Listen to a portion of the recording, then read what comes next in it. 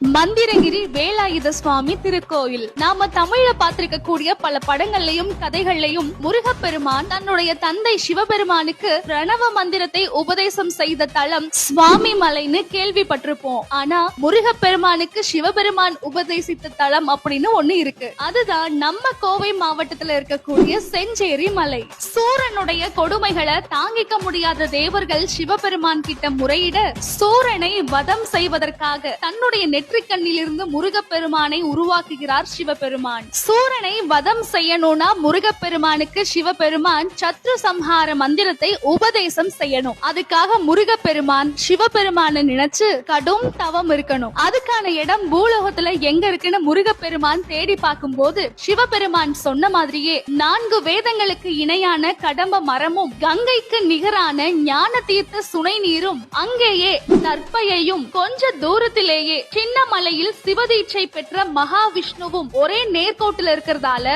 நாம கடும் தவம் செய்ய இந்த மலைதான் சரியான மலைன்னு செஞ்சேரி மலையை தேர்வு செய்யறாரு முருகப்பெருமான். பல ஆண்டு காலம் தவம் செய்து சிவபெருமான் கிட்ட இருந்து முருகப்பெருமான் சத்ரு சம்ஹார மந்திரத்தை வாங்கிக்கிட்டு சூரனை வெற்றிகரமா வதம் செய்யறாரு.